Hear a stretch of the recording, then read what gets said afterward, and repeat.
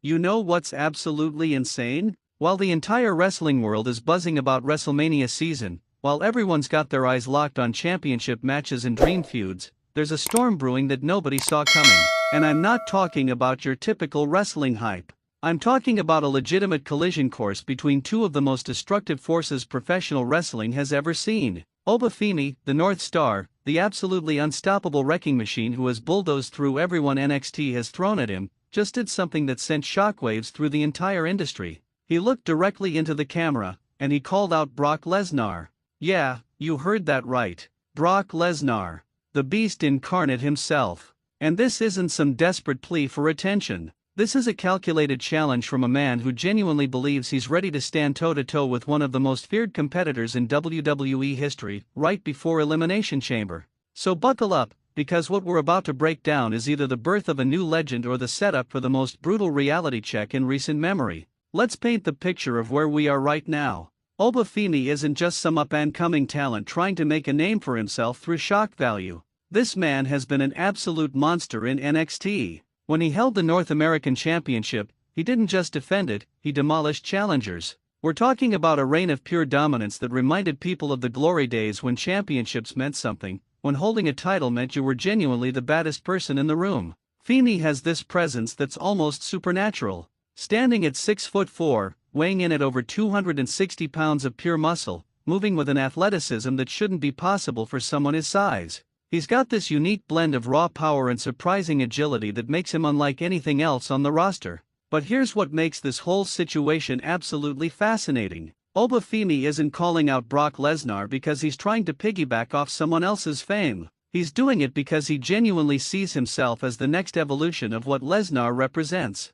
Think about it. When Brock Lesnar first exploded onto the WWE scene back in 2002, he was this freak of nature who moved like a cruiserweight but hit like a freight train. He was amateur wrestling credentials wrapped in superhuman genetics. And people said nobody would ever be able to replicate that combination. Well, Oba Femi is standing here saying hold my championship belt, because he's got that same rare mixture of technical prowess, devastating power, and that intangible aura that makes you believe he could walk through a brick wall if he wanted to. Now, the timing of this challenge is absolutely crucial. We're heading into Elimination Chamber, one of the most brutal, unforgiving structures in all of professional wrestling. This isn't your regular pay-per-view. This is where careers get made and broken inside of 36 feet of chain-linked steel. This is where blood gets spilled, where bodies get broken, where legends are born. And Brock Lesnar, even though he's been on a reduced schedule in recent years, still carries this mythical status. He's the final boss of professional wrestling.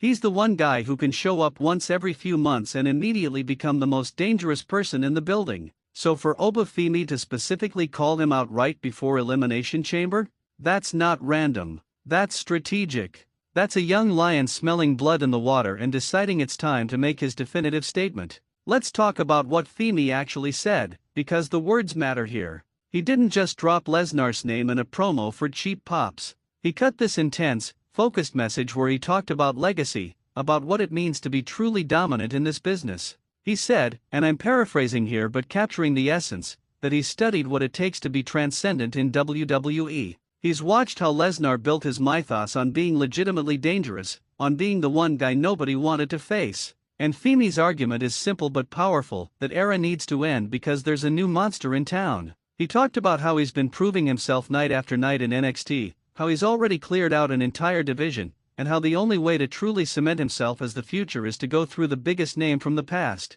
The confidence, no, the sheer audacity of this challenge cannot be overstated. Do you understand the magnitude of what he's proposing? Brock Lesnar is a former UFC heavyweight champion. He's a multiple-time WWE champion. He's main event WrestleMania more times than we can count. He's the guy who broke The Undertaker's streak. He's the guy who made John Cena look like a helpless child at SummerSlam 2014. He's conquered every single person WWE has put in front of him. And here comes Oba Femi, who hasn't even been called up to the main roster yet, saying he wants that smoke. It's the kind of bold move that either launches you into superstardom or gets you obliterated so badly that you spend years rebuilding your credibility. But here's where it gets really interesting from a storytelling perspective. WWE loves these kinds of moments. They love when a new generation steps up and challenges the established order. Think about all the great passes of the torch we've seen over the years. When The Rock faced Hulk Hogan at WrestleMania X8, it wasn't just a match, it was a symbolic changing of the guard. When Brock Lesnar himself first faced The Rock, it was about proving that the next evolution had arrived. And even though Lesnar is still an active competitor and hasn't exactly hung up his boots, there's this growing sense in the wrestling world that we're watching the final chapters of his in-ring career. So if WWE decides to actually book this match, it's not just about Oba Femi getting a big opportunity. It's about potentially witnessing the moment where the torch gets passed from one generational monster to the next. Now, let's be real about something. There are people, and you can probably find them in the comments sections right now, who think Oba Femi is being delusional. They're saying he's not ready, that he hasn't paid enough dues, that calling out Lesnar is disrespectful to the business. And you know what? I get where that perspective comes from. Wrestling has always had this traditional hierarchy where you're supposed to climb the ladder slowly, earn your stripes, wait your turn. But wrestling has also always been about moments. It's been about those rare instances where someone has the charisma, the ability, and the timing to skip a few rungs on that ladder and rocket straight to the top. Stone Cold Steve Austin didn't slowly work his way to the main event. He had one legendary promo at King of the Ring 1996 and suddenly he was the hottest thing in the business. Sometimes, the business needs someone to be bold enough to take what they believe they've earned. And the physical matchup, if this actually happens, would be absolutely incredible to watch. Imagine these two behemoths in the ring together. Brock Lesnar with his German suplexes, his devastating F5, his amateur wrestling background that allows him to ragdoll opponents twice his size. Versus Oba Femi with his power slam variations, his impressive aerial attacks for a man his size, his ability to control matches through sheer intimidation. You'd have this fascinating contrast of Lesnar's experience and proven championship pedigree against Femi's hunger and youthful explosiveness. It would be a legitimate test of whether Femi's hype matches reality, whether he can actually hang with someone who's been in the ring with everyone from Kurt Angle to Goldberg to Roman Reigns. The Elimination Chamber backdrop makes this even more compelling. Because here's the thing about the chamber, it's the great equalizer. It doesn't matter how good you are one-on-one when you're trapped inside that structure with 5 other competitors who are all trying to tear you apart. The steel becomes a weapon. The pods become launching pads. The chain link turns every Irish whip into a potential career-ending collision. If Femi and Lesnar both end up in the chamber, whether they're directly facing each other or just part of the same match, it creates this pressure cooker environment where Femi would have to prove himself not just through a standard match but through survival. And Lesnar, as we've seen throughout his career, thrives in that kind of chaos. He's at his most dangerous when the rules break down and it becomes about pure violence. Let's also consider the business implications here, because WWE doesn't make decisions in a vacuum. Oba Femi calling out Brock Lesnar generates headlines. It gets people talking on social media, creates debate among fans, builds anticipation for what might happen next. Even if the match never actually gets booked, the conversation itself elevates Femi's profile. Suddenly, casual fans who might not watch NXT regularly are asking, who is this guy who has the guts to challenge Brock Lesnar? That's free marketing. That's buzz. And in an era where WWE is competing for attention with every other form of entertainment imaginable, creating these viral moments is absolutely essential. So from a pure business perspective, WWE has every incentive to at least play with this storyline, to tease the possibility, to let the tension build. There's also something to be said about where this fits in the larger NXT to main roster pipeline. We've seen in recent years that WWE has gotten better about building NXT stars before they make the jump. They're not just throwing people onto Raw or SmackDown randomly anymore. They're creating moments, storylines, reasons for the main roster audience to care. If Oba Femi gets any kind of interaction with Brock Lesnar, even if it's just a stare down, even if it's Lesnar showing up to deliver an F5 and make a statement, that instantly makes Femi's eventual main roster debut feel significant. It gives him a built-in storyline, a rivalry that people are invested in, a reason to tune in and see what happens next. That's smart long-term booking. But let's entertain the flip side for a moment. What if this is all set up for Femi to get absolutely destroyed? What if WWE's plan is to have Lesnar obliterate him to prove that the new generation still isn't ready? Wrestling history is full of those moments too. Remember when Lesnar returned in 2012 and just demolished John Cena at Extreme Rules? Sometimes, the story isn't about the young upstart winning. Sometimes, it's about showing that the mountain is still too high to climb, which makes the eventual victory that much sweeter when it finally happens. If Femi gets in the ring with Lesnar and survives, even in defeat, even if he takes 3 F5s but manages to get back up and show heart, that could be just as valuable for his character development as an actual victory. The fan reaction to this whole situation has been absolutely wild to monitor. You've got one camp that's completely behind Femi, saying this is exactly the kind of confidence and swagger you need to make it to the top in WWE. They're pointing to his NXT track record, his undeniable presence, his ability to back up his words with performances. Then you've got the other camp saying he's biting off way more than he can chew, that Lesnar would legitimately hurt him, that this is going to end in embarrassment. And then there's the third group, maybe the most interesting one, who don't care whether Femi wins or loses but just want to see the spectacle. They want to see these two forces collide because even if it's a one-sided beating, it would be unlike anything we've seen in recent memory.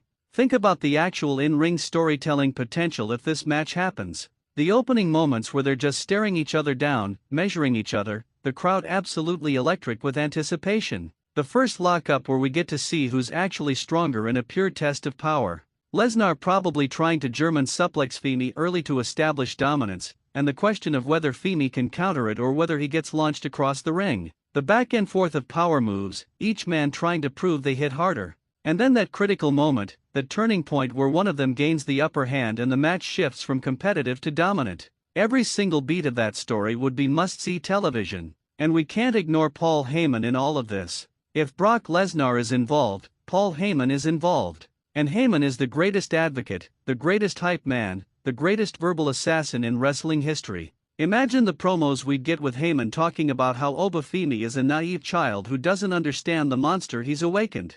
Heyman painting this picture of Lesnar as this mythical beast that's conquered everyone from giants to technical wizards to street fighters, and asking what makes Femi think he's any different. The mind games alone would be worth the price of admission. Heyman has this incredible ability to make even the most one-sided matchup feel like a legitimate David versus Goliath story, except in this case, both guys are Goliath and we're just trying to figure out which one is going to be left standing. Here's another layer to consider.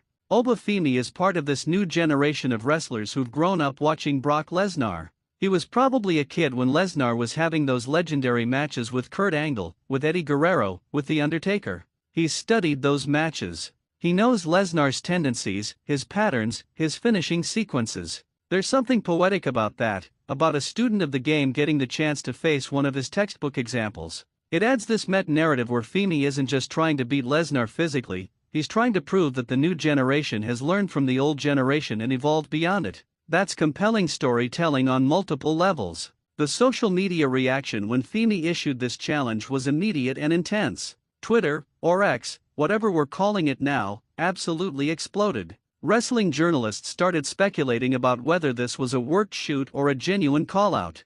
Fans created fantasy booking scenarios. People started pulling up statistics comparing Femi's and Lesnar's accomplishments, their win-loss records, their finishing move success rates. The wrestling community loves this kind of thing because it gives everyone something to debate, something to imagine, something to get excited about. And in an era where we have so much wrestling content available that it's sometimes hard to get people genuinely excited about anything, this challenge cut through the noise. Now, realistically, let's talk about the logistics. Brock Lesnar is famously selective about when and where he appears. He's not a full-time wrestler anymore. He commands huge money for his appearances. He picks and chooses his feuds carefully, working with people who either make business sense or who he respects as workers. So for this match to actually happen, multiple things would need to align. WWE would need to see the value proposition. Lesnar would need to be interested in working with Femi. The storyline would need to make sense within the broader WrestleMania season narrative. It's not impossible, but it's also not something that happens just because a wrestler issues a challenge. That said, the fact that Femi made this public, that he put it out there for the world to hear, suggests that there might be more going on behind the scenes than we know about. There's also the question of what this means for Femi's current trajectory. Is he finishing up his NXT run? Is he about to be called up to the main roster? Is this challenge part of a larger story arc where he's trying to prove he's outgrown the developmental brand and deserves to play with the big boys? Because if you think about it, calling out Brock Lesnar is essentially saying you don't belong in NXT anymore. You're saying that you've conquered that level and you're ready for the absolute peak of the mountain. That's a bold career move. It's the kind of thing that either accelerates your push dramatically or backfires spectacularly if you can't deliver.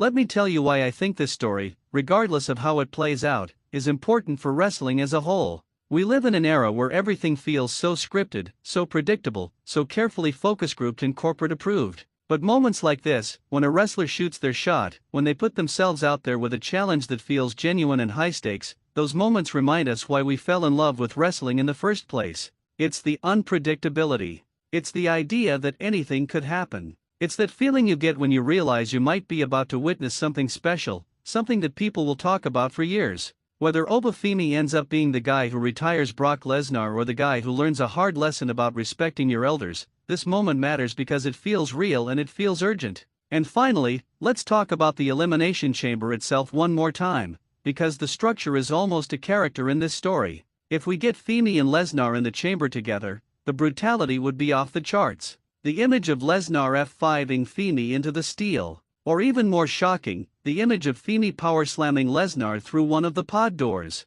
The visual of these two monsters just wrecking each other while the rest of the chamber participants try to survive the crossfire. The chamber has historically been where stars are made, where moments become legendary. Cactus Jack and Triple H in 2000. Edge's first World Championship win. Seth Rollins winning the WWE Championship. If Femi vs. Lesnar happens in that environment, it instantly becomes one of the most memorable chamber moments ever, regardless of the outcome. So where does this leave us? We've got Oba Femi, the North Star, the NXT wrecking machine, staking his entire reputation on this challenge. We've got Brock Lesnar, the beast incarnate, the final boss of professional wrestling, who may or may not even acknowledge this call-out exists. We've got Elimination Chamber coming up, a pay-per-view that's built on chaos and brutality. And we've got an entire wrestling world watching to see what happens next. This is the kind of storyline that makes wrestling special. It's not about predetermined outcomes or scripted promos. It's about ambition, about hunger, about a young competitor believing in himself so much that he's willing to challenge the absolute pinnacle of the industry. Will Brock Lesnar accept this challenge? Will we actually see these two face off inside the chamber or in any setting? Will Oba Femi get his moment to prove he belongs on that level, or will he learn that some mountains aren't meant to be climbed just yet? We don't have all the answers yet, and honestly, that's what makes this so exciting. We're living in the story as it unfolds. We're part of the speculation, part of the anticipation, part of the journey. And whether you think Femi is ready or whether you think he's crazy for even trying, you can't deny that he's got everyone talking, everyone watching, everyone waiting to see what happens next. This is why we love professional wrestling. This is why we stay up late watching shows, why we debate with our friends about who would win fantasy matchups, why we get emotionally invested in characters and storylines. Because every on